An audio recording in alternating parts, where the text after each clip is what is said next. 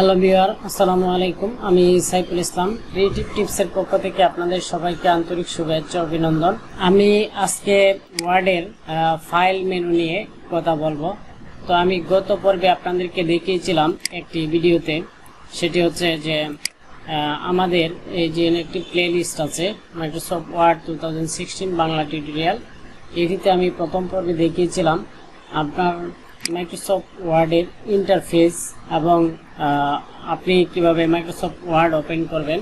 তো সেই বিষয়গুলো আমি আপনাদেরকে শেয়ার করেছিলাম। তো আপনারা যারা ওই ভিডিওটি দেখেন নাই তাহলে আগে অবশ্যই এই ভিডিওটি দেখে আসবেন, তারপর দ্বিতীয় ভিডিওতে আসবেন, নাহলে আপনারা কিছু বুঝবেন না। তো আমি আজকে আপনাদেরকে দেখাবো ফাইল অপশনটি। তো তার আগে আমি বলে নিচ্ছি, যারা আমার চ্যানেলটি এখনো সাবস্ক্রাইব করেন নাই তারা অবশ্যই আমার চ্যানেলটি সাবস্ক্রাইব করবেন। আর যারা এই ভিডিওটি এভাবে সরাসরি না পান তাহলে আপনারা অবশ্যই যে এখানে দেখুন প্লে লিস্ট আছে, প্লে লিস্টে আসার পরে এখানে প্লে লিস্টে ক্লিক করবেন। প্লে লিস্টে ক্লিক করার পরে দেখুন এখানে প্লে লিস্ট শো করবে। তো এখান থেকে আপনারা প্লে লিস্টে অল প্লে এখানে ক্লিক করলে আপনারা সিরিয়াল মাফিক দেখতে পারবেন। তো একটির পর একটি ভিডিও আপনারা সিরিয়ালি দেখতে পারবেন। আমি আপনাদেরকে এখন সরাসরি কাজে নিয়ে যাচ্ছি। তো এরপরেও যাদের একটু সময়ের সমস্যা আছে তারা অবশ্যই যে এখানে দেখুন একটি ওয়াচ লেটার একটি অপশন আছে, তো এখানে ক্লিক করে রাখবেন। এইভাবে ক্লিক করে রাখার পরে দেখবেন যে আপনি যদি 14 মিনিটের ভিডিও, এটা যদি আপনি 5 মিনিট দেখেন তাহলে পরবর্তীতে আপনি 5 মিনিট থেকে আবার শুরু করতে পারবেন, তাহলে পূর্বের অংশটা আর দেখতে হবে না। এখন আমি সরাসরি আপনাদেরকে কাজে নিয়ে যাচ্ছি। তো সেটা হচ্ছে ফাইল অপশন। তো ফাইলে আমি যাওয়ার পরে দেখুন ফাইল এখানে আছে। তো ইনফোতে আছে প্রোটেক্ট ডকুমেন্ট, এটি একটু অ্যাডভান্স লেভেল। তো এগুলো আমি আপনাদেরকে অ্যাডভান্স জিনিসে দেখাবো। তো এখানে দেখুন প্রপার্টিজে কিছু অপশন শো করছে। তো সেটি হচ্ছে পেজ সাইজ, তারপরে হচ্ছে পেজেস, তারপরে ওয়ার্ড, তারপরে টোটাল টাইম এডিটিং। তো এখানে এই ইনফরমেশনগুলো শো করছে। তো এটি কবে ক্রিয়েট করেছেন এই ফাইলটি, এগুলো এখানে ইনফরমেশনে শো করছে, ইনফোতে শো করছে। তারপরে আমরা এখানে আরেকটি অপশন দেখতে পাচ্ছি নিউ। তো নিউ, আপনি যদি এখানে নিউতে ক্লিক করেন, দেখুন আমি যদি এখানে নিউয়ে ক্লিক করলাম, ক্লিক করার পরে এরকম অনেকগুলো আগের আমরা যখন মাইক্রোসফট ওয়ার্ড ওপেন করেছিলাম তখন কিন্তু এই অপশনগুলো শো করেছিল। অর্থাৎ আমরা একটা নিউ ডকুমেন্ট নিতে হলে অবশ্যই এখান থেকে নিউয়ে ক্লিক করব। ক্লিক করার পরে এখান থেকে আমরা ব্ল্যাঙ্ক ডকুমেন্ট সিলেক্ট করব। আর যদি আপনাদের এরকম কোনো টেমপ্লেট সিলেক্ট করতে হয়, যেমন আমরা অনেক সময় ভার্সিটির প্রজেক্ট তৈরি করার সময় প্রথম পেজটা আমরা টেমপ্লেট, বিভিন্ন ধরনের টেমপ্লেট বা বিভিন্ন টেমপ্লেট দিয়ে সাজাই, তো বিভিন্নভাবে সাজাই। তো এগুলো আপনারা এখান থেকে সরাসরি অনেকগুলো টেমপ্লেট আছে, এখান থেকে আপনারা চুজ করতে পারেন। আমি এখন নিউ ডকুমেন্ট তৈরি করার জন্য এখানে কি করব, ব্ল্যাঙ্ক ডকুমেন্টে ক্লিক করব। ব্ল্যাঙ্ক ডকুমেন্টে ক্লিক করার পরে আরেকটি নিউ ফাইল ওপেন হয়েছে। দেখুন এখানে আরেকটি নিউ ফাইল ওপেন হয়েছে, ব্ল্যাঙ্ক ডকুমেন্ট। এখন আমি আপনাদেরকে আরেকটি বিষয় দেখাবো, সেটি হচ্ছে আমি এটিকে ক্লোজ করে দিলাম। ক্লোজ করে দেওয়ার পরে তারপর দেখুন এখানে নিউ, আমি যদি নিউতে ক্লিক করার পরে এই অপশনটি আসার পরে ব্ল্যাঙ্ক ডকুমেন্টে ক্লিক করার পরে আপনি একটি নতুন ডকুমেন্ট তৈরি করতে পারছেন।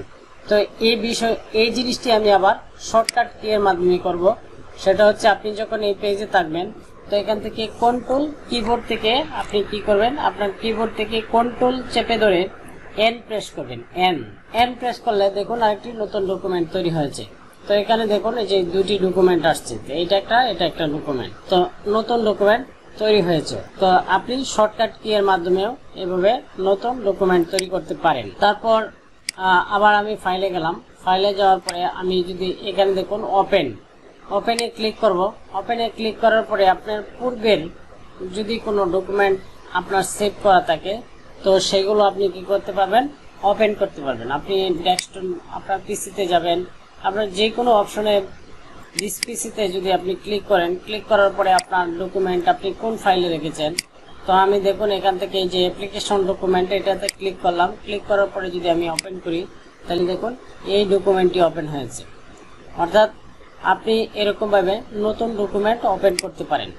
ফাইলেতে ক্লিক করলাম, ক্লিক করার পরে যখন আমি সেভ, এটা আমি আরেকটা শর্টকাট কি হচ্ছে ওপেন ডকুমেন্ট ওপেন যে অপশনটি আছে, তো এই অপশনটি আপনি কি করতে পারেন, শর্টকাট ওয়েতে নিতে পারেন। সেটা হচ্ছে আপনি কিবোর্ড থেকে কন্ট্রোল প্রেস করে চেপে ধরে ও প্রেস করেন, তাহলে দেখুন ওপেন আসছে। তো আপনি চাইলে দিস পিসি অথবা ব্রাউজ, আপনি যে কোনো জায়গা থেকে অথবা রিসেন্ট যে প্রজেক্টগুলো আছে সেগুলো থেকে আপনি ওপেন করতে পারেন। তারপরে হচ্ছে সেভ। তো সেভ অপশনটিতে যদি আমি সেভে ক্লিক করি, তাহলে দেখুন যে আপনি কোথায় সেভ করবেন সেই লোকেশনটি আপনাকে এখান থেকে সিলেক্ট করতে হবে। তো আমি ডেস্কটপ সিলেক্ট করলাম, সিলেক্ট করার পরে যদি আমি এখানে সেভ দিই তাহলে এটি সেভ হয়ে যাবে। তারপর এটি আমি আগে আরেকটা জিনিস দেখাচ্ছি, শর্টকাট ওয়েতে দেখাচ্ছি, সেটা হচ্ছে আপনার কন্ট্রোল চেপে ধরে যদি আমি এস প্রেস করি, দেখুন আমি যদি কন্ট্রোল চেপে ধরে এস প্রেস করলাম, তাহলেও কিন্তু আমাকে এই সেভের মধ্যে নিয়ে আসছে। তো আপনি চাইলে এভাবেও সেভ অপশনটি আনার পর আপনি সেভ করতে পারেন। তো দেখুন এখানে এই সেভ আসার পরে যদি আমি ডেস্কটপ সিলেক্ট করি, ডেস্কটপ সিলেক্ট করার পরে আপনাকে বলতেছে এখানে একটা ফাইল নেম দেওয়ার জন্য। তো আপনি এখানে একটা ফাইল নেম দিয়ে দিবেন। যেমন আমি একটা ফাইল নেম দিচ্ছি টেক্সট নামে, এই ফাইলটি আমি সেভ করব ডেস্কটপে। তো আমি সেভ করলাম, সেভ করার পরে দেখুন যে আমার এই ফাইলটি ডেস্কটপে আসছে, টেক্সট নামে এই ফাইলটি আসছে। তো আবার আপনি কি করতে পারেন, কন্ট্রোল এস প্রেস করে এখন দেখুন আমি যদি এই ফাইল এটাকে এখন কেটে দিলাম, মাইক্রোসফট ওয়ার্ড কেটে দেওয়ার পর আমি এখানে যদি ডাবল ক্লিক করি, ক্লিক করার পরে এটি আমার ওপেন হয়েছে। তো আমি যদি এখন এটাকে এডিট করি অর্থাৎ আপডেট করি, যেমন আমি এখানে কিছুই নাই, তো আমি এখানে দুইটি ওয়ার্ড লিখছি, হ্যালো ওয়ার্ল্ড, এই দুইটি ওয়ার্ড আমি লিখলাম। লেখার পরে যদি আমি কন্ট্রোল এস দিয়ে সেভ করি, কন্ট্রোল এস দিয়ে সেভ করলাম, কিন্তু এটি এখন সেভ হয়ে গেছে। এটি কিন্তু আবার পূর্বের অবস্থায় যায়নি, কারণ আমি এটি আগে ফাইলটি আমি সেভ করে রেখেছিলাম। যদি নতুন ফাইল সেভ করেন তাহলে আপনাকে এখান থেকে এই যে লোকেশন অপশনটি দেখাবে। তো এখন এটি আমার পূর্বের ফাইল সেভ করা, এটি শুধুমাত্র আপডেট করেছি, সেজন্য আমাকে আর কোনো কিছু দেখাচ্ছে না। তো এটি আমি কন্ট্রোল এস দিয়ে সেভ করলাম, অথবা এখান থেকে ফাইল থেকে গিয়ে যদি আমি সেভে ক্লিক করি তাও একই কাজ হবে। এবং এখানে দেখুন একটা সেভ আইকন আছে, যেটা আমরা কাস্টমাইজ কুইক অ্যাক্সেস টুলবারে এখানে একটি অপশন আছে যেটি হচ্ছে সেভ। দেখুন এখানে সেভ, এটিতে ক্লিক করলেও সেম কাজটি হবে, অর্থাৎ তিনটা ওয়েতে আপনি সেভ করতে পারেন। তো এখানে আপনি দেখুন যে সেভ আছে, ওই সেভটি আবার আপনি করতে পারেন। অর্থাৎ তিনটি পদ্ধতিতে আপনি আপনার ওয়ার্ড ডকুমেন্ট বা যে কোনো ডকুমেন্টকে আপনি সেভ করতে পারেন। তারপর আমি দেখুন ওয়ার্ডের এই অংশে আমি আপনাদেরকে দেখাবো যে সেভ এজ এ যদি আমি ক্লিক করি, তাহলে দেখুন আমি যে ওয়ার্ড লিখেছিলাম হ্যালো ওয়ার্ল্ড, এই কথাটি লেখার পরে যদি আমি এখন যদি আমি বলি যে আমি বাংলা লিখলাম, হ্যালো ওয়ার্ল্ড বাংলা, অর্থাৎ এই বাংলা ওয়ার্ডটি আমি অতিরিক্ত লিখলাম, সেক্ষেত্রে আপনাকে যদি এই ফাইলটি অর্থাৎ হ্যালো ওয়ার্ড এই বাক্যটি যদি আপনি পূর্বের ফাইলে রাখতে চান এবং বাংলা আরেকটি ফাইলে নিতে চান, অর্থাৎ এই পুরো লেখাটা অন্য একটা ফাইলে নিতে চান, তাহলে অবশ্যই আপনি কি করবেন, ফাইল থেকে সেভ এজ এখানে ক্লিক করবেন। সেভ এজে ক্লিক করার পরে এটি আপনি নতুন নামে সেভ করতে পারবেন। আমি ডেস্কটপে ক্লিক করব, ক্লিক করার পরে যদি আমি এই ফাইলটি সেভ করি তাহলে এটা রিপ্লেস হয়ে যাবে। তো আমি আরেকটি নতুন নামে এটা কি করতে পারি, সেভ করতে পারি। তো সেভ করার পরে কিন্তু আবার ওই যে দেখুন আমি একটা নতুন নাম দিলাম, -1 টেক্সট 1 দিলাম, সেভ করলাম। সেভ করার পরে এখন আমি যদি এটিকে কেটে দিই, কেটে দেওয়ার পরে এই যে টেক্সট 1 একটি ফাইল, ডকুমেন্ট ফাইল, আরেকটি হচ্ছে টেক্সট নামে একটি ডকুমেন্ট ফাইল। তো আমি টেক্সট নামে ডকুমেন্ট ফাইলটি আগে ওপেন করলাম, ওপেন করার পরে দেখুন বাংলা লেখাটা কিন্তু এখানে আসে নাই। তো আমি এটি কেটে দেওয়ার পরে যদি টেক্সট 1 এখানে ক্লিক করি, ক্লিক করার পরে দেখুন এখানে কিন্তু বাংলা লেখাটি আসছে। অর্থাৎ আমরা যদি কোনো ফাইলকে এডিট করি, তো এডিটকৃত ফাইলটিকে যদি নতুন নামে সেভ করতে চাই তাহলে অবশ্যই আমাকে সেভ এজ দিয়ে সেভ করতে হবে। তারপর আরেকটি আছে প্রিন্ট অপশন। তো আপনি প্রিন্ট অপশনে যাওয়ার পরে দেখবেন যে আপনার এখানে প্রিন্ট লেআউট শো করতেছে। তো আপনি এখান থেকে কি করতে পারেন, প্রিন্ট করতে পারেন। তো প্রিন্টের বিষয়টি আমি আপনাদেরকে পরে দেখাবো, পরে একটি ভিডিও টিউটোরিয়ালে সরাসরি আমি প্রিন্ট নিয়ে কথা বলবো, কিভাবে আপনারা প্রিন্ট করবেন। এখন দেখুন আরেকটি অপশন আছে যেটি হচ্ছে শেয়ার মানে কি, আপনি কি করতে পারেন, এটি আপনি শেয়ার করতে পারেন বিভিন্ন লোকের কাছে, ইমেইলের কাছে, পার্সোনাল, প্রেজেন্ট অনলাইনে, পোস্ট ব্লগে, অর্থাৎ আপনি এগুলো কি করতে পারেন, শেয়ার করতে পারেন। তো সেভ টু ক্লাউডে আপনি সেভও করতে পারেন। তারপরে এক্সপোর্ট হচ্ছে আপনি এই ডকুমেন্টটি কোন এতে এক্সপোর্ট করতে চান। দেখুন যদি আপনি এখানে ক্রিয়েট পিডিএফ, আপনি পিডিএফ ফাইলেও এটি কি করতে পারেন, সেভ করতে পারেন। চেঞ্জ টাইপটা চেঞ্জ করতে পারেন। দেখুন বিভিন্ন ধরনের টাইপ আছে, এখানে টাইপ চেঞ্জ করতে পারেন। দেখুন আমি যে ফাইলগুলো সেভ করেছি সেগুলোর টাইপ হচ্ছে দেখুন DOCX। তো আপনি চাইলে এই ফাইলগুলোর টাইপ চেঞ্জ করতে পারেন, যেমন .doc, এক্স থাকবে না, .dotx, one document text DOT।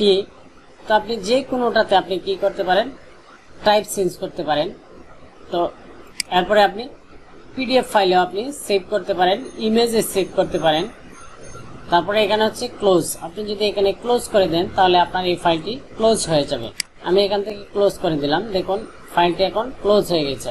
আবার যদি ওপেন করতে চাই তাহলে আমি কিন্তু কন্ট্রোল চেপে ধরে ও প্রেস করলাম, অর্থাৎ কিবোর্ড শর্টকাট কন্ট্রোল ও প্রেস করার পরে আমি যদি এখানে টেক্সট বক্স এটা ক্লিক করি তাহলে দেখুন আমার এই ফাইলটি ওপেন হয়েছে।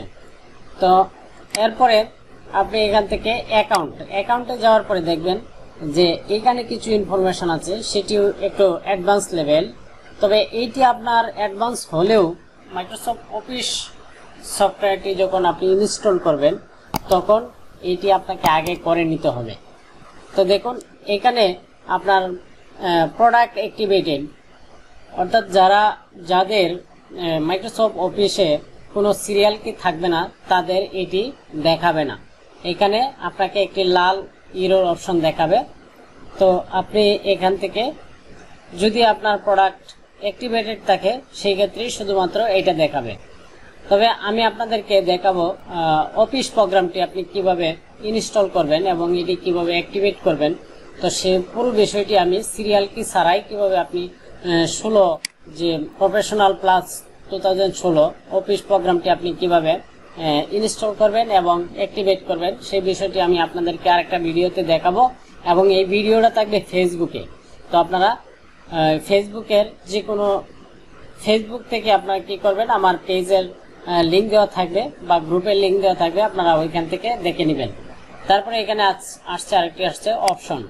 তো অপশনে ক্লিক করার পরে দেখুন না অনেক অপশন আছে, এটি একটু অ্যাডভান্স।